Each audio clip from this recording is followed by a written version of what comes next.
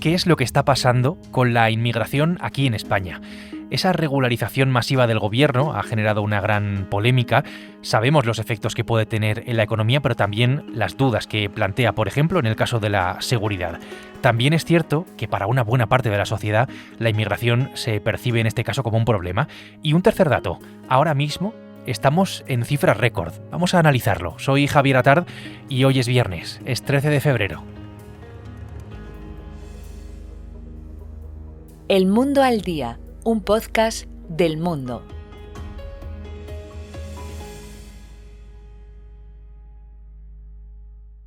Empecemos por lo último. Alejandra, hola. Hola Javi, ¿qué tal? Alejandra Olcese es periodista de la sección de Economía del Mundo y conoce muy bien, además, todos estos datos.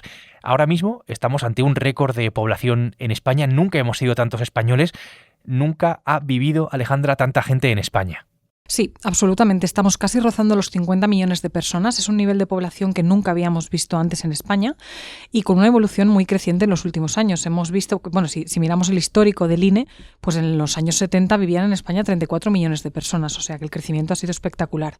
Hubo un boom muy fuerte en los primeros años 2000, coincidiendo con una bonanza económica que había en España, entrada de mucha población extranjera. Luego se aplana un poco la curva, se aplana un poco ese crecimiento hasta la pandemia y desde la pandemia de nuevo hemos visto un repunte muy fuerte de población que está muy vinculado a la inmigración, ya que la inmigración es el factor fundamental que determina cómo funciona la población en España. Y vemos también que es un comportamiento bastante cíclico. Cuando la economía crece y va bien, se producen aumentos poblacionales más grandes que cuando el ciclo hay recesión o desaceleración económica. Hablemos del peso que tiene la inmigración en España en este momento. Insisto en la cifra, 49,5, casi 50 millones de personas. De esos casi 50 millones de personas, Alejandra, ¿cuántas de ellas han nacido en España y residen en nuestro país? ¿Y a qué ritmo crece ese número cada año? Pues lo que vemos en la estadística, y es una de las novedades principales de estos últimos datos, es que el número de personas residentes en España que han nacido realmente en otro país ya supera los 10 millones. No todos ellos tienen nacionalidad extranjera, porque algunos de ellos ya han obtenido la nacionalidad española después de estar viviendo aquí bastantes años. Pero sí que se supera por primera vez esa cifra redonda, digamos, de los 10 millones. Estamos viendo que en los últimos años la población de origen foráneo, digamos, está creciendo a un ritmo del 6-7% anual, con un incremento en número de personas de unas 625.000, 600.000 personas extranjeras cada año. El número total de la población no crece tanto, claro, porque se produce un efecto contrapuesto entre el incremento de los inmigrantes y el descenso de la población autóctona. Si nos quedamos solo con la población de nacionalidad española y de origen español, los que hemos nacido en España, vemos que esa población va decreciendo anualmente porque es mayor el número de los fallecimientos que el de los nacimientos, así que el crecimiento natural de la población es negativo. Gracias a Dios, con la entrada de inmigrantes esto se compensa y España está registrando crecimientos poblacionales de unas 400.000 personas al año. Y esto lo que hace es frenar eso que se llama invierno demográfico, es decir, el descenso de la natalidad y el envejecimiento que hay, ¿no?, de la población. Alejandra, ¿va a seguir creciendo el número de inmigrantes en el futuro? ¿Qué es lo que dicen las previsiones en este caso? Para el futuro, lo que dicen los expertos es que el número de personas extranjeras que llegan a nuestro país va a seguir creciendo. Pues las proyecciones varían ligeramente entre unos organismos y otros. Pues, por ejemplo, el INE proyecta un crecimiento de unas 300.000 personas al año en términos netos. La IREF es un poquito menos optimista, 230.000.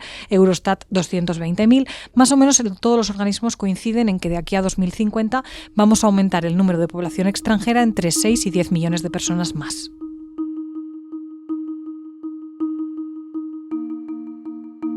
A lo mejor te estás preguntando de dónde vienen esos más de 10 millones de personas, que son 2 de cada 10 de los habitantes de España, es decir, el 20%. Por país de origen, muy sencillo. El primero es Marruecos, que está rozando el 1.000.000 de personas. En segundo lugar está Colombia, con cerca de 700.000. Y en tercero está Rumanía, con unas 600.000 personas. Luego, es verdad que ya vienen Italia, Venezuela y Reino Unido. Esos son los 6 primeros países. Esto, Alejandra, ¿cómo se reparte por España? ¿Dónde hay más? ¿Dónde hay menos? ¿Por qué exactamente? Pues su reparto no es nada homogéneo. Como es lógico, pues los extranjeros que llegan a nuestro país se dirigen a las comunidades autónomas más dinámicas y sobre todo a las ciudades en las que hay más oportunidades laborales. Pues vemos que destaca en primer lugar Cataluña en número de personas, que tiene 2 millones de personas de nacionalidad diferente a la española. Bueno, no de nacionalidad, perdón, de origen distinto al español. Le sigue la Comunidad de Madrid con 1,8 millones y luego está la Comunidad Valenciana con 1,4. Esas son como las tres que tienen mayor número de personas de origen extranjero. En número de personas, las que menos tienen pues son lógicamente las más pequeñas, las menos pobladas, Ceuta, Melilla y La Rioja. Pero si nos fijamos en los datos de cuántos extranjeros tienen en proporción al total de su población, que es un dato quizá que nos da más información o más significativo, ahí vemos que Baleares es la comunidad principal, en la que ya casi 1 de cada 3 personas tiene origen extranjero. Le sigue Cataluña con un 26% y Madrid con un 25,7%. En el puesto contrario se encontraría Extremadura, donde solo 6 de cada 100 personas son de origen extranjero, junto con Asturias y Castilla y León. A propósito de la regularización de migrantes, de personas que ya viven entre nosotros.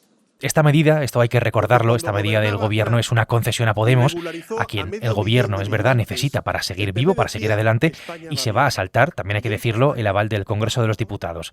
Todas las personas en situación irregular que antes del 31 de diciembre del pasado año, de 2025, hubieran solicitado protección internacional, asilo o llevaran al menos 5 meses aquí en España, van a poder obtener el permiso de residencia y trabajo por un año para trabajar legalmente, con una vía facilitada para la renovación de este permiso y la nacionalidad pues a largo plazo. El gobierno estima 500.000 de beneficiarios en este caso, pero es que otros organismos elevan la cifra y la llevan hasta las 800.000 personas. Vamos a decir que no a la regularización masiva sin garantías. Si un inmigrante quiere trabajar en España, ha de hacerlo con contrato de trabajo. Pero si no viene a trabajar, si tiene antecedentes penales o policiales, la respuesta es no. Y eso es lo lógico. ¿Para qué? Para que les voten a ustedes. Si solo compran votos. Y las consecuencias reales de este anuncio pues también están claras. Esto, bueno, como te puedes imaginar, en España ha generado muchísima polémica, pese a que es verdad que no van a poder votar esas personas directamente, porque para eso hace falta la nacionalidad, pero es cierto, insisto, que la regularización abre una puerta a conseguir la nacionalidad en el futuro. El otro asunto que más preocupa y que más polémica ha generado es el asunto de la seguridad, porque uno de los requisitos es no tener para conseguir estos antecedentes penales, y esto preocupa y mucho además en Europa. Dice Bruselas que un permiso de residencia no es un cheque en blanco porque podría afectar a toda Europa por el espacio Schengen y por la libertad de movimiento que tenemos. Recuerda, Bruselas, que tener la residencia no permite residir en el resto de países de Europa. Alerta sobre un posible efecto llamada y sobre la brecha de seguridad que puede llegar a suponer pues algo como esto. Un ejemplo, 4 inmigrantes argelinos han sido detenidos en Alicante cuando se presentaron en comisaría para informarse sobre este proceso de regularización y entregar los certificados de antecedentes penales que tenían de su país, de Argelia. Pues bien, según sus documentos, no tenían antecedentes, digamos que lo cumplían este requisito, pero la policía ha descubierto a través de Interpol que la documentación era absolutamente falsa y que esas 4 personas pues sí tenían antecedentes penales en su país y procesos judiciales. La policía lo que alerta en este caso es de que cuando llegue el aluvión de solicitudes, que sea a partir del mes de abril, no van a tener capacidad, digamos, suficiente pues para gestionar estos casos de manera segura. Esto es lo que dice la policía. Por sumar un poco más de contexto, la mayoría de los españoles rechaza esta medida. El 55%, según una encuesta de Sigma 2 para El Mundo de hace unos días, está directamente en contra. Entre ellos, el 37% de los votantes del PSOE, del Partido Socialista, y el 20% de Sumar.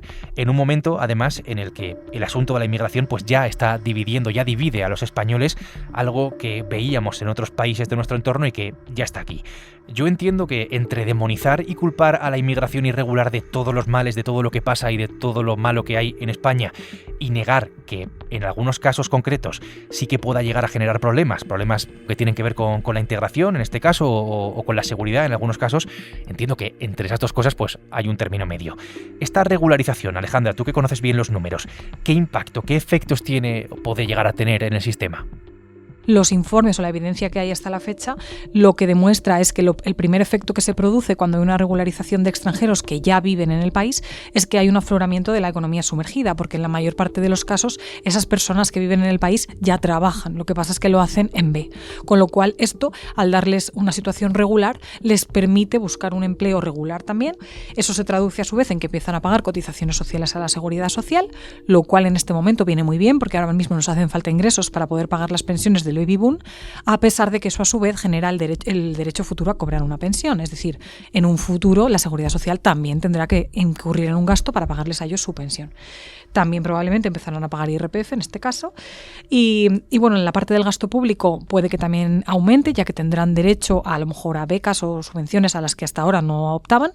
No es tanto el impacto en sanidad y en educación, porque estas personas ya pueden disfrutar de ellas ya que viven aquí.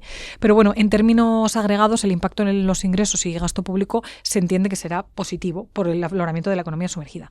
En los datos de empleo, si nos fijamos en la afiliación a la seguridad social, obviamente va a subir porque el número de personas que trabajan en regla dadas de alta aumenta.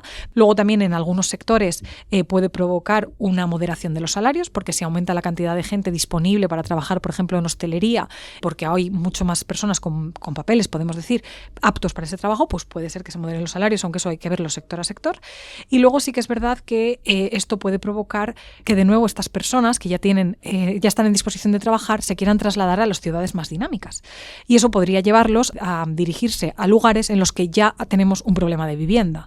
Hay que tener en cuenta que ciudades como Madrid y Barcelona ya están muy saturadas, hay mucha más demanda que oferta de vivienda, y si aumenta la población todavía más que quiere buscar una vivienda, pues esto podría agravar un poco más el problema. Como es evidente, vemos que hay cuestiones que son positivas, que la inmigración alivia la economía en ciertos casos, pero es verdad también que hay que decir que no la sostiene, no sostiene la economía, no la aguanta, y menos si, como en este caso, pues no se abordan problemas, digamos, estructurales.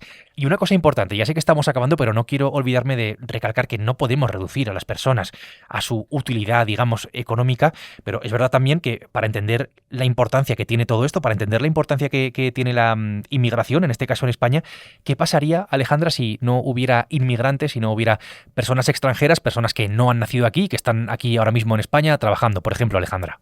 Bueno, pues lo primero que pasaría es que la población decrecería cada año, es decir, en España cada vez habría menos personas y eso implica a su vez que cada vez habría menos trabajadores, con lo cual habría menos capacidad de mantener el estado del bienestar y nuestro sistema de pensiones, por ejemplo. Hay que tener en cuenta que la población es uno de los factores que impulsa el crecimiento del PIB per cápita. Precisamente esta semana publicaba FEDEA un informe en el que, explicando esto, que la población es uno de los elementos que impulsa el crecimiento, pues si nos fijamos en el histórico vemos que en los años en los que la población creció menos porque hubo menos inmigración por causa de la desaceleración económica, pues ahí la población llegó a restar al crecimiento.